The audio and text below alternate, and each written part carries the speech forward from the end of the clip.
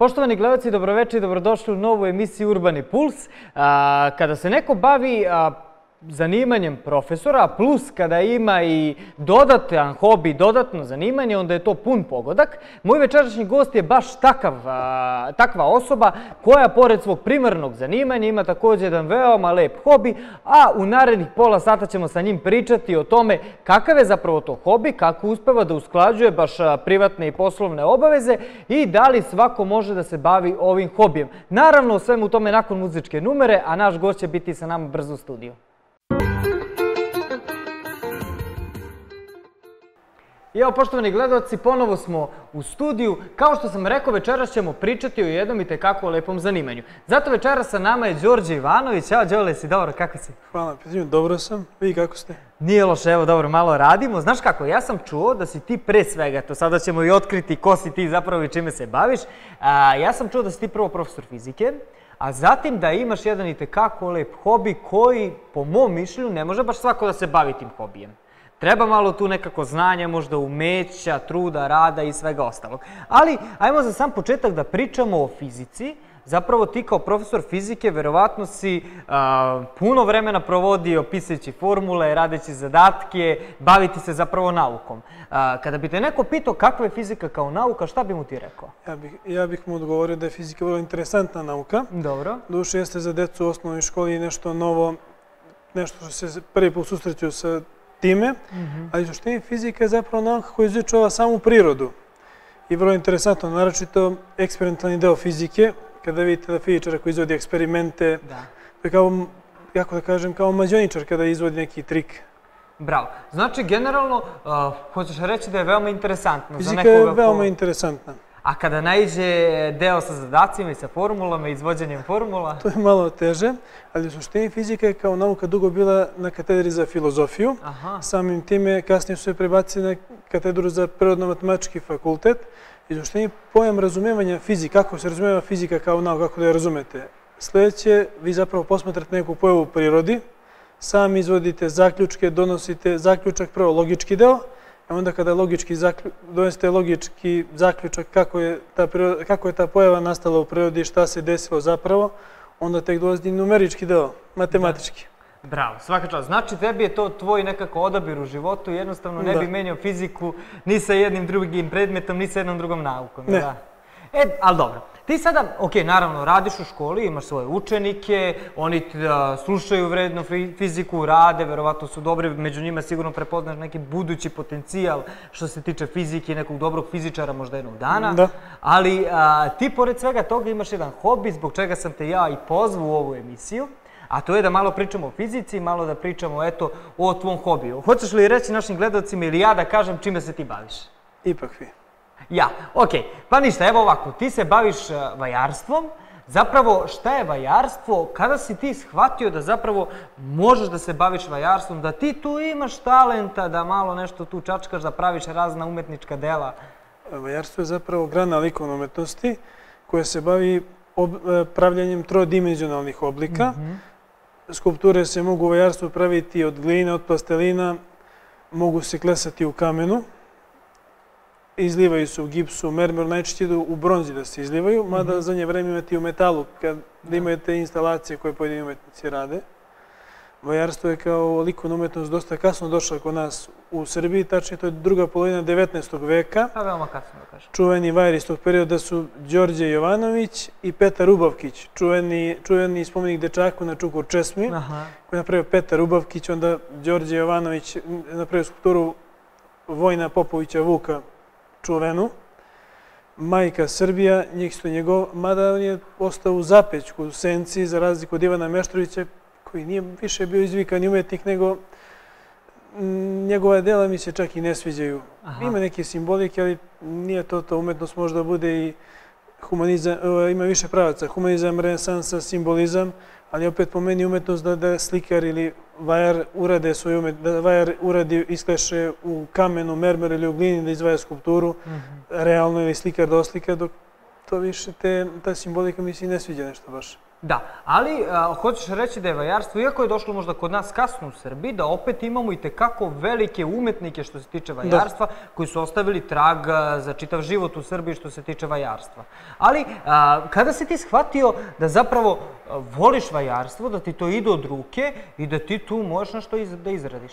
Prvi put sam došao u kontakt sa vajarstvom sa svojih 6 godina još u predškolskom. Verovatno je bilo neka glina, bio je plastelin, da, nešto prosto. U početku sam eksperimentisao, pomešao sam boje plastelina i uradio sam divlju mačku, psa i žirafu slučajno u igri. I postepeno sam počeo sa plastelinom da radim. U prvom razredu osnovne škole sam došao u kontakt sa glinom, ali u početku nisam skapirao kako se ponaša glina kao materijal, zato što nisam spojeve kada sam dodavao glinu. Jer glina funkcioniše tako da vi dodajete delove gline i onda modelujete skulpturu i te spojeve da ste dodali glinu spojite, da ne bi došlo do pucanja figure, da se ne bi odvojila. U početku to je bio užas jer došlo toga su se delovi, da se figura odvojila. Maltene mi je trebalo 2 godine do drugog razreda osnovne škole da skapiram kako se glina ponaša. Tad sam radio sam sa plastelinom. Tipa recimo figure veličine kao igračke iz Kinder jajeta u tom periodu. Dobro. A onda polako od 4. razreda sam malo ozbiljnije počeo sa glinom da se bavim. U početku to je bilo da se sa rukama oblikuje glina, bez ikakvog pribora. Kako je vreme odmicalo, dok sam bio srednja škola, slabije sam i radio zbog obaveza skulpture. I onda kada sam upisao fakultet, znači fiziku, imao sam dosta slobodnog vremena. Počeo sam malo ozbiljnije da radim, počeo sam da nabavljam pribor za glinu. Glina, recimo, da bi se radila glina, treba snimati štafelaj, koji nažalost nisam nabavio, ali planiram da napravim nešto improvizovano. I nabavio sam nožiće, razne nožići, drveni nožići, metalni, od plastike, onda imaju vajarske špaklice za dodavanje gline, oduzimanje gline i kako teče proces izrade figure.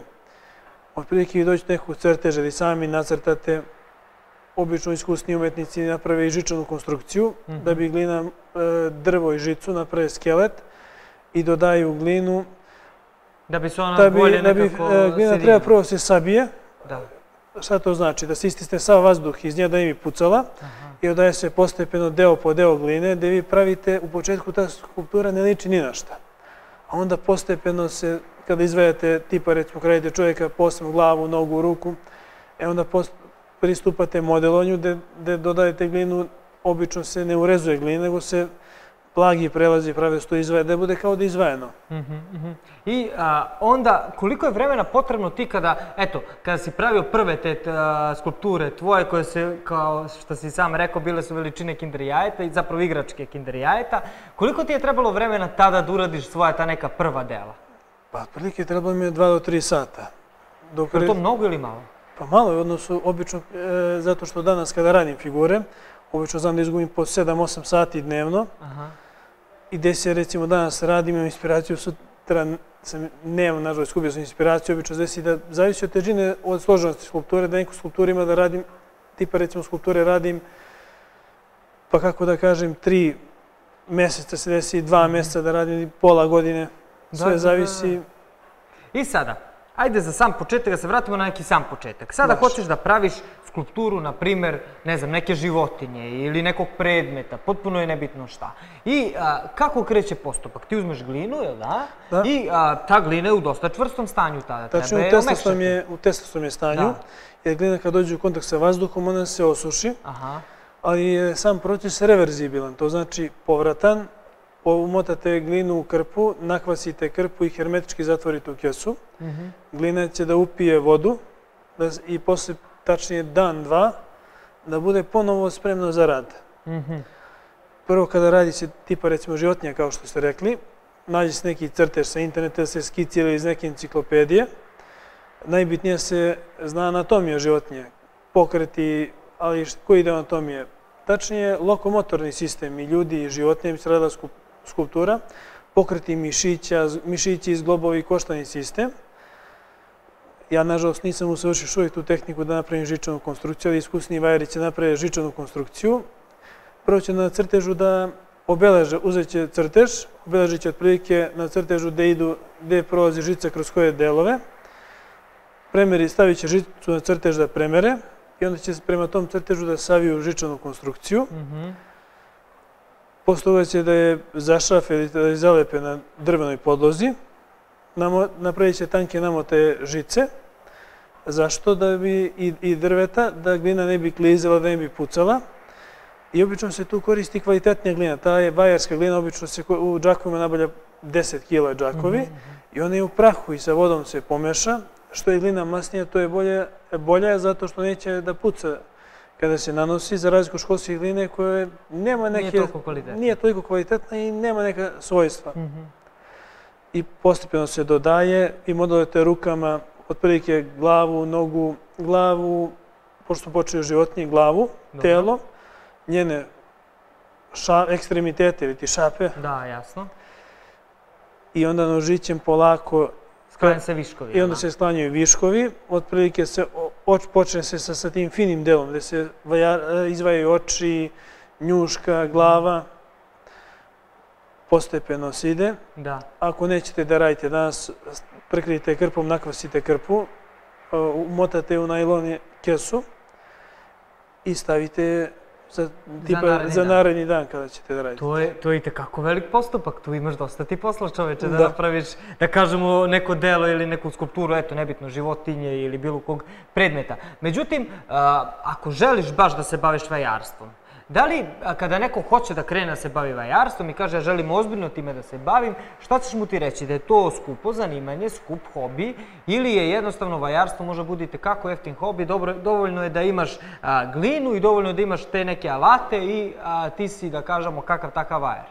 Ili je to malo drugačija priča? U suštini vajarstvo za razliku od slikarstva nije toliko skupo, zato što u slikarstvu imate i pastelne boje, akrilne boje i platna, četkice. Vajarstvo samo po sebi nije toliko skupo, samim tim i glina koja se nabavlja ponekad od prilike do 1000-2000 dinara, 4-5 kila. Nožići su isto tu donekle 200-300 dinara, faktički sam proces je jeftin. Sad umetničko delo može da se proda, da se uzme lep novac, ali je problem što smo mi mala sredina i faktički nas može samo vajara da spasi neka aukcijska kuća ili eventualno likovna izložba, mada za likovnu izložbu trebaju i likovna kritika, dok aukcijske kuće drugačije to radi. Imaju one koji uzimaju 10-20%, radi na procenat 10-20%, gde oni skladište tu skulpturu, vi napravite cenu otprilike kolika je i vi ide da prodate za tu cenu ili na licitaciji izvučite malo veću cenu gde aukcijska kuća uzme neki taj procenat zato što je skladištila skulpturu. Da, jasno. Svako tu mora deo za sebe da uzme. Međutim, kada govorimo o vajarstvu, ti si do sada uradio sigurno mnogo radova koji su bili, verovatno, i neki veoma uspešni, neki možda da baš i nisu toliko lepo ispali, pa si ti tu popravljao, sređivo, da to liči na nešto. Međutim, kada sve te tvoje radove sada uzmeš, staviš na jedno mesto, da li imaš svoj omiljeni rad? Pa tačno, imam više omiljenih radova. Više, da. Tu je skulptura, tačnije bista, Ivana Groznog, ruskog cara. Bilo mi interesantno, čitao sam malo neki istorijski članak o njemu i mi se rodila inspiracija kako da ga uradim. Otprilike mesec dana sam razmišljao, prikupio sam slike i sa interneta, iz raznih istorijskih udžbenika. Našao sam i njegovu prelepu skulpturu, statu gde je on urađen na konju. Mislim da je u Rusiji u bronzi izlivena. I gledao sam kako ću glavu, kombinovao sam tu sliku, kombinovao sam film, sa filma, stari crno-beli film. Onda potrebno je bilo i znanje iz istorije da proučite odeću koju su nosili, to je tačnije 16. vek kad je on vladao. Prvo je trebalo dosta pripreme, izgleda, dosta učenja o samom anamneza tačno se uradi. Da. Pored njega tu je i statua Vuka koji zavija, gde sam uzeo enciklopediju, proučio anatomiju Vuka, mada Vuk je sličan psu, pa svodi poreklo od Vuka. I onda sam posmatrao i pse, ove pse lutalice. Kako se ponašaju, anatomiju njihovog tela, onda iz enciklopedije Vuka, čak sam i na YouTube-u nalazio snimke ljudi koji rade figure, čovjek koji je radio figuru Vuka, i onda sam na osnovu više tih stvari neko svoje viđenje uradio. Jer umetnost je zapravo sloboda da umetnik iskaže šta misli. Da.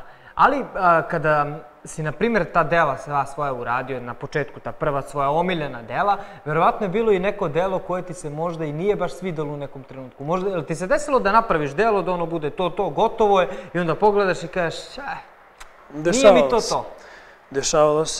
Dešavalo se ranije da uradim recimo skulpturu koja mi se ne sviđa i posle 2 meseca, 3 ja je pretopim i ponovo je uradim. Izgleda bolje. Kada sam radio Snežnog glavoparda konkretno, ja sam ga radio, nije mi se svidjela glava jer glina je još uvijek bila u testastoj toj fazi, bila je siva, glina dobije belu mat boju kada se osuši. I bilo je da li da tu figuru razrušim pa ponovo da radim, šta ću, kako ću. Međutim, pustio sam da se osuši i tek tad je došla do izražaja, naročito glava kod tog Snežnog glavoparda je došla lepo do izražaja i kod njega sam imao dosta posla, figura je rađena 2 meseca. Nalazio sam na internetu skulpturu, njegovu neku malu figuricu, kako je urađen, nije mi se svidjela, ali čisto ideja da stoji na nekom postolju kamenom. Čak sam gledao i snimke sa nacionalne geografije, kako proučio sam njegovu anatomiju, osobine, gde se šta, gde živi, u kojem staništu, kako se ponaša, oblik glave, anatomija, sve i onda je polako počela ta anamneza, pa sam onda gledao slike nekih umetnika, drugih umetničkih dela su ostvarili blage prelaze, gde sam ostvario recimo blagi prelaz na krznu, obično da zovu te blage prelaze rustifikacije zovu. Jasno. Tekstura. Da, ali ti si na početku rekao da vajarstvo nije samo da se skulpture rade glinom, već tu se koristi gips i razni drugi materijali. Da li si ti kao vajar uspeo do sada da probaš i sa nekim drugim materijalom da praviš skulpture ili jednostavno tebi najviše odgovara glina i tu si nekako specijalizirao sve to? Probao sam sa das masom, mada das mase ne može se koristiti za izradu trodimenzionalnih oblika i papirna glina, paper clay kako je zovu, jer je das masa i papirna glina imaju slične osobine. Glina se iznutra ka spolja suši postepeno, dok recimo das masa i papirna glina se od spolja suše, a iznutra ostaje dugo masa u testatom stanju, tako da možete još neke stvarčice da uradite. I das masom sam probao da uradim trodimenzionalni oblik tipa recimo psa, ali nisam uspeo. I onda sam počeo maske da radim, ajde rekao da utrošim materijal da mi ne stoji bez veze i uradio sam maske po uzoru iz Firence. To sam poklonio osnovnoj školi u Lešku pre 3 godine. Bravo, svaka čast. Ali ti svakako imaš, pored svega toga, ti imaš tvoj primarni posao, a to je da si ti profesor fizike i da si nekako stalno u nauci. Reci mi, je li imaš sada vremena, pored toga što si vajar, je li imaš vremena da se baviš naukom, to jest fizikom, da sedneš sam kući, da neki zadatak uradiš sam za sebe, da pronađeš nešto na internetu, ima uvek onih nerešivih zadataka na internetu, pa kažeš čekaj sad ću ja da ga rešim, pa uzmeš, rešiš. Da li imaš vremena za fiziku i za bavljanje naukom? Za fiziku imam, trudim se bar, naročito oblast koja me interesuje iz fizike, nuklearna fizika, radioaktivno zračenje i kada imam vremena, propratim simpozijume Društva za zaštitu od zračenja Srbije i Crne Gore, šta su istraživali fizičari, do kakvih su otkrića došli. Povremeno propratim neki eksperiment na internetu, neku dokumentarnu emisiju vezanu za fiziku. Bravo. Ili uzmem neku enciklopediju iz fizike. Naročito i zadnji deo me interesuje eksperimentalni deo, kao što smo rekli na početku emisije, gde fizičar izvodi eksperiment kao što recimo Houdini, čuveni mađioničar, izvede neki trik. U suštini fizika je interesantna stvar. Mada deca imaju tu odbojnost, zašto ne znam. Verovatno zbog slabe interpretacije koje u osnovnoj školi nisu neki imali dodira toliko sa fizikom, pa je taj garda i deca kada pređu iz 5. u 6. razred, oni znaju taj matematički deo i recimo pravi grešku od prilikom izrade zadataka. Oni odmah kreću da menjaju poznata, nepoznata, a u fizici ne. U fizici se prvo sredi izraz, ceo matematički, pa tek onda zamenite šta vam je poznato i izračunate. Šta mi je nepoznato, da. I to itekako zna da bude interesantno, bare meni u školi je bilo interesantno kada naš profesor, sećam se, izvodi neke oglede, pa mi kao, wow, kako je ovo dospeo do ovoga, a onda on nama kaže, to sve treba prvo matematički da se sredi, da bi ti dobio jedan ogled, da bi ti znao šta tu treba da uradiš, tako da je nama to bilo dosta interesantno, ali pre svega nama je bila fizika itekako teška. Sad zavisi, neko verovatno ima talenta za to, neko malo više, neko malo manje, potpuno je nevažno to sada. Međutim, ti ka tvojim prijateljima kažeš da se baviš fizikom, što oni to već i znaju, ali znaju da se baviš vajarstvom. Šta ti oni kažu? Šta ti kaže porodica? Šta ti kažu prijatelji? I naravno za fiziku, ali i za vajarstvo. Pa obično mi kaže da smo uspio dve totalne suprotnosti da spojim. Tačno, to bi ti ja rekao. Bilo mi je interesantno, naročito mi je bio interesantan taj period humanizma i renesanse, gde su čuveni umetnici kao što je Michelangelo Buonarroti i Leonardo da Vinci, koji su bili polihistorija. Polihistorija je osoba koja se bavi sa više disciplina naučnih. Imate, zamislite jednog Leonardo da Vinci koji je tada u tom 16. veku pravio skice iz fizike, dinamika, kinematika, ornitopter se čini mi se zvao, posmatrao pticu kako leti i došao na ideju da nacrta, da uradi mašinu da bi čovjek mogao da leti. Međutim, ta mašina nije napravljena, nije mogla da se realizuje eksperimentalno, jer nije mogla snaga ljudskih mišića da pokreće tu mašinu. A i zamislite taj period, odnosno na danas kada je to... Dosta lakše. Mada je preko tih 2000 njegovih crteža imao, trećina je samo sačuvana, ali su uspjeli da dobar deo tih stvari realizuje. Čovjek je bio vizionar. Apsolutno. Ili Michelangelo Buonarroti koji se secirao kao i Leonardo da Vinci leševe razbojnika, što je bilo zabranjeno zbog katoličke inkvizicije. Nacrtao je mišiće, koštani sistem, kako izgledaju anatomije ljudi i životinje i to je dosta doprinelo razvoju medicine i veterine. Da, nekako im je dosta pomogao. Iako je to tada bilo zabranjeno, on je to radio, ali ipak je pomogao čitavoj nauci što se tiče i veterine, što si rekao, i medicine, da jednostavno imaju nešto što je dosta vidljivo, što je dosta drugačije nego tada kako su oni zamišljali. Međutim, ako su prijatelji i porodica zadovoljni, verovatno i ti imaš više elana, više želje da radiš i da napreduješ. A da li se desilo da ti dođe neki prijatelj da kaže, znaš kako, Đole, možeš ti meni da uradiš ovu ili onu skulpturu, evo ja sam mislio ovo da mi napraviš ili ono. Da li je bilo porudžbina od tvojih prijatelja da im nešto napraviš? Bila je porudžbina od mog najboljeg drugara iz djetinjstva. Uradio sam mu skulpturu Vuka, kako zavija. Da je bilo interesantno, on video je prvu skulpturu Vuka koju sam uradio kačao na društvenim mrežama i onda me je zamolio, ja sam uradio tu istu skulpturu, uradio sam i gotovo identično, jedino sam možda male neke izmjene napravio na glavi, čisto da ne bude baš sve isto. Da, naravno. Ali on je bio i tekako posle toga zadovoljan, zar ne? Prezadovoljan. Da. I posle toga da li su se nizale neke druge narudžbine i... Nizale su se, posle toga sam uradio još jednu skulpturu Vuka, i radio sam jednu skulpturu grčkog filozofa.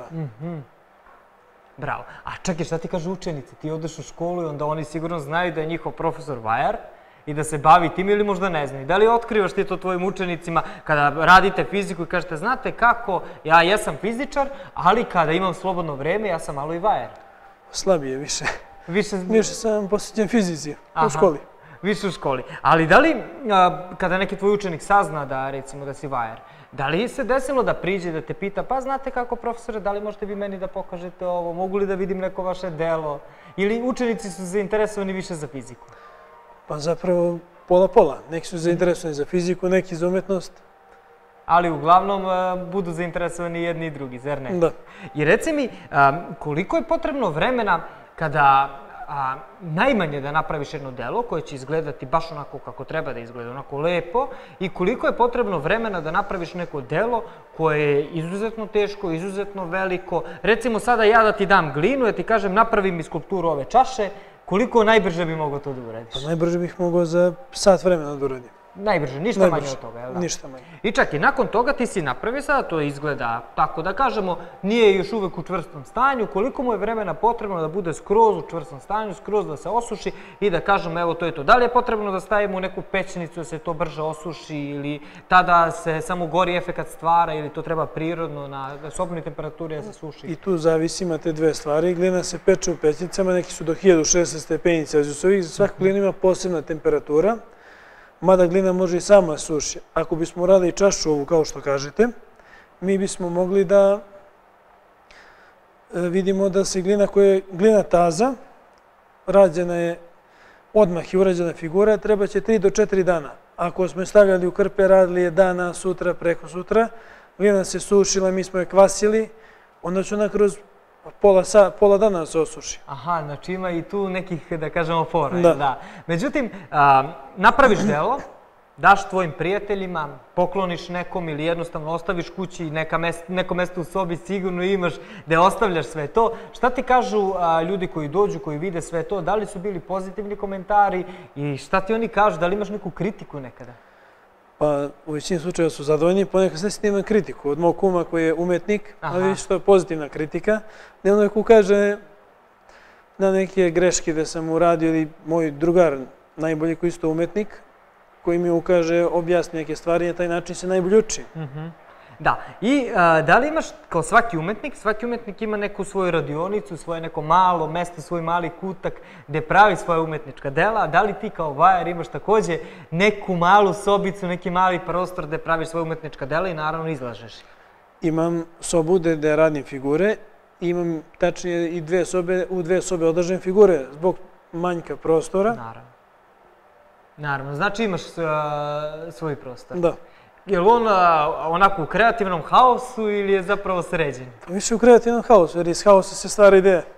Baš to sam čekao i da mi odgovoriš. Ne znam da li slušaš muziku, na primjer, dok radiš svoja umetnička dela ili jednostavno voliš da bude tišina, da budeš sam sa svojim umetničkim delom i da stvaraš ili zapravo postoji muzika? Više u tišini da stvara. Više u tišini. Pa dobro, mi sada bi možda mogli da odemo na jednu pauzu, da čujemo neku muzičku numeru, onda da se vratimo i da nastavimo razgovor. Se slažeš? Ajmo da vidimo šta je režija izabrala.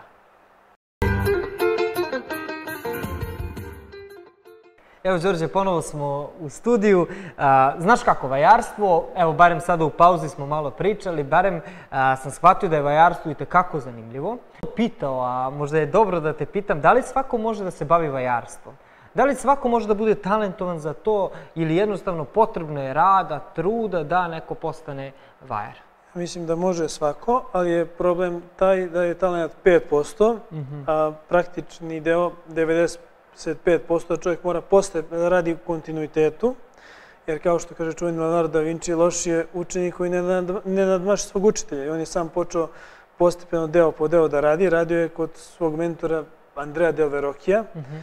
I čini mi se kada su slikali neku ikonu u baroknom stilu da je, tačnije fresku, pardon, da kada je vidio Andrea del Verrocchia koja je slikao Leonardo, da je on bacio slikarsku četkicu i prestao je da radi. Ali ja mislim da treba postepeno da se to ide postepeno, ne može ništa preko noći. Apsolutno. Da vi postepeno počnete da se uzme glina.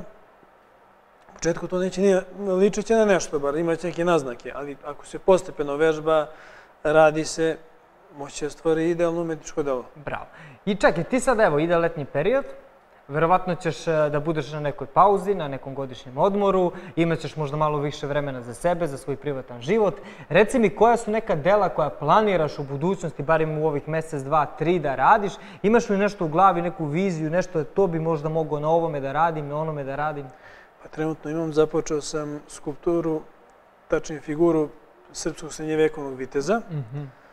Planiram u skorije vreme i cara Dušana da uradim i caricu Jelenu, pošto je jedan od naših najvećih vladara i meni omiljeni vladar iz tog nemanjičkog perioda, gde ću probati da kombinujem glinamol, specijalnu masu, koja niti je glina, niti je plastelin, već ima, to je zapravo glina s nekim specijalnim osobinama, sporije se suši, manje puca, pa ću kombinujem nju i glinu da vidim šta će da ispadne, kako će da izgleda. Možda budem uradio još neki bareljef u glini. Bareljef se radi tako što se od gline napravi mala pločica i onda nožićem se iscrta otprilike neki crtež i vi dodajete glinu i imate 2D oblik. Zapravo crtežnik i površini, samo jedna strana. I najvjerojatnije možda se budem bavio tim istorijskim periodom našim. Srpske srednjevekovne istorije, srednjevekovnim vitezovima. Zato što sam pre neki dan gledao emisiju Srpski junaci srednjeg veka i prvi i drugi serijal ponovo i tu se rodila neka ideja. Možda budem uradio i skulpturu sabljozubog tigra, Smilodona. Ponovo, zato što prethodna figura koju sam uradio je loše ispala i više liči na lik iz crtanih filmova, pa tako da planiram da je pretopim ponovo. I nešto novo da napraviš, jel da? A čak i pored svih tih dela koje ćeš tek napraviti, i pored ovih što si ih već naravno i napravio, da li planiraš da izložiš sve to, da napraviš neku izložbu gde će građani tvog mesta, gde će građani širom Kosova i Metohije moći da dođu, da pogledaju, da vide šta ih interesuje tu, da ti postave neko pitanje? Da li si planirao da imaš neku izložbu u neko skorije vreme? Planirao sam u skorije vreme i zato sam krenuo da prvo uradim malo neke bolje figure, malo više figura da imam. zato što nije fazon da se vrte jedne te iste figure non stop, nego su urede neke novije skulpture.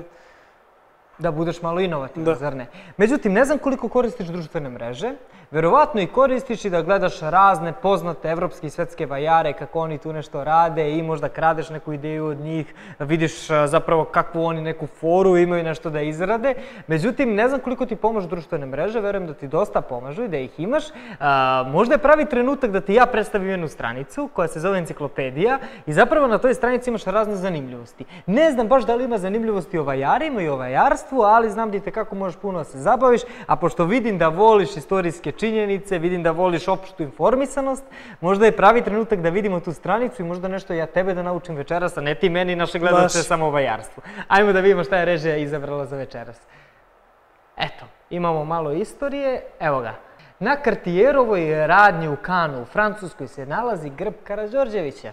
Jel si znao ovo? Nisi, verovatno. Nisam znao informaciju. Eto, Cartier je bio zvanični trgovac draguljima za kraljevsku porodicu Karađorđević i dobili su dozvolu da istaknu grb. Eto, to je ta istorijska činjenica. Da vidimo dalje. Eto, nova informacija, u Francuskoj se nalazi grb Karađorđevića. Evo sledeće, da vidimo dalje što ima. Kaže, pčele su jedina živa bića koja mogu da lete na visini od 9000 metara iznad nivoa mora. To je više od Mont Everesta, najviše planine na svetu. Zamisli pčela skroz gore, 9000 metara, kao avione idu čak toliko. Da vidimo dalje što ima, da vidimo šta je sledeće. Evo, u Singapuru je zakonom zabranjena prodaja žvakaćih guma. Jesi znao ovo? Nisi ni ovo. Vidiš da dobre stvari su izabrali večeras. Prvi put je zabrana uvedena 1992. godine kako bi se smanjilo smeće širom grada.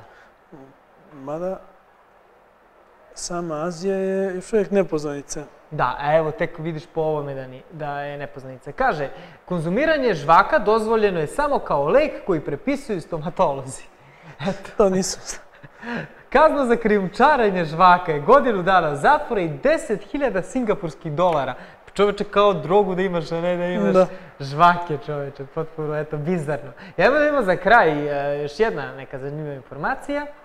Da vidimo šta je ovo, neki kompas, verovatno da. U Lazarevom kanjonu kompas vam ništa ne znači. Iz dubine zemlje izbija magnetizam koji remeti igli na kompasu i on postaje neupotrebljiv. Takođe je Lazarev kanjon najveće stanište poskoka u Evropi. Eto, dve zanimljivosti ime, znači kompas, ako ideš slučajno tamo, kompas za džabe, ostavi ga negde kući u automobilu, negde u smeštaju, ali eto, barem ćeš da vidiš poskoke koliko hoćeš. I evo za kraj, ajde još malo o životinjama, eto kažu, u jednom američkom gradu za gradonačelnika je izabran pas. Čovjek ne poveruje. Da ne veruje, da. Francuski buldog Wilbur Bist pobedio u trci za gradonačelnika osvojivši više od 13.000 glasova. Ova situacija me posjeti na... Kako? Ova situacija me posjeti na priču o Kaliguli, kada je Kaligula proglasio konja za senatora. Eto, vidiš, ovo je nešto slično tome. Da vidimo šta kažu dalje. Kaže, gradonačelnici Robert Heša već 3 decenije su psi. Eto, to je neko malo mesto tamo, 3 decenije psi, verovatno to i oni imaju nešto u kulturi, nešto, neko mora da donosi tamo odluke, ne može baš pas da donosi odluke. Eto, to je ta stranica, verovatno ti se svidjela pa možda je zapratiš i da vidiš i da naučiš nešto novo. Naravno što ovaj zadnji dom je postao na Branislava Nušića, na njegove komedije. Da, evo, ovo je nešto slično. Satiru Radoja Domanovića. Postoji i uživo. Bravo, baš tako, dobro, i mene si podsjetio. Znaš kako, Đule, hvala ti puno što si večeras bio u emisiji, bilo mi je drago što smo pričali o fizici, o vajarstvu, o zanimljivim informacijama koje si nam ti donao večeras u emisiji, a pričao si o zanimljivim istorijskim činjenicama što se tiče umetnosti, pa smo dosta toga naučili. Želim ti što više uspeha, želim ti što više umetničkih dela, da uskoro imaš neku veliku izložbu, da mi to sve propratimo i da jednog dana postaneš poznati fizičar, ali takođe i poznati vajar. Tako da hvala ti puno još jednom. Takođe, hvala vam puno.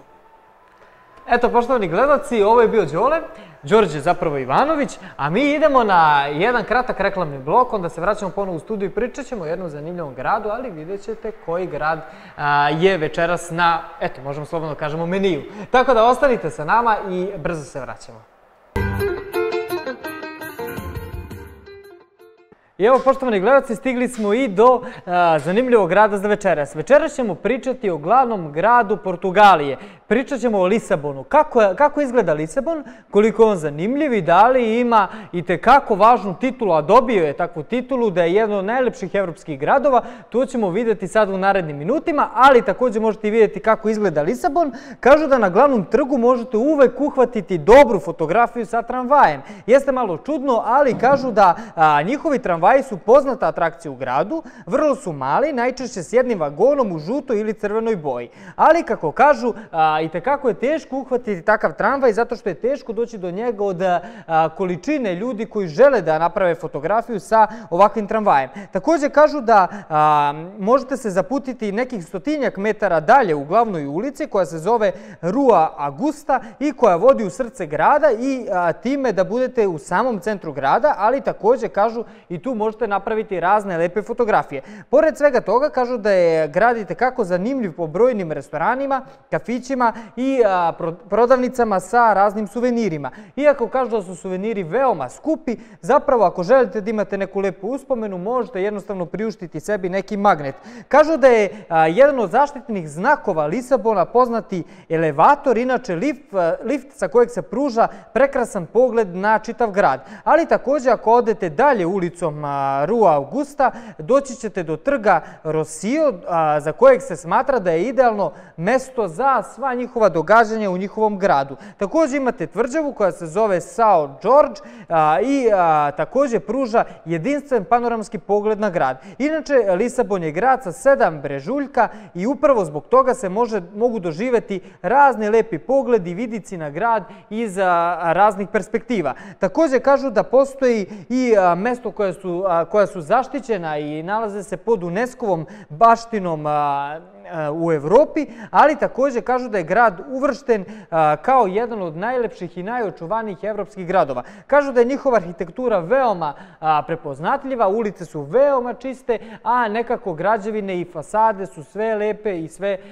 uređene, tako da jednostavno, iako je neka zgrada veoma stara, vi to čak nećete primetiti da je stara zato što su fasade zapravo veoma nove. Inače, Lisabon je glavni ekonomski, trgovinski, edukativni i obrazovni svakako centar što se tiče Portugalije, tako da svi ako žele da se unaprede što se tiče njihovog obrazovanja, najčešće idu na univerzitet koji se nalazi u Lisabonu, ali također u Portugaliji možete pronaći i druge razne univerzitete koje vam također mogu ponuditi tekako kvalitetno znanje. Tako da eto, poštovani gledalci, to je Lisabon. Mi se vidimo već u sljedećoj emisiji sa nekim novim gostom. Nadam se da vam se večerašnja emisija svidjela, ali svakako se vidimo veoma brzo sa nekim novim gostom. Laku noć i prijetno.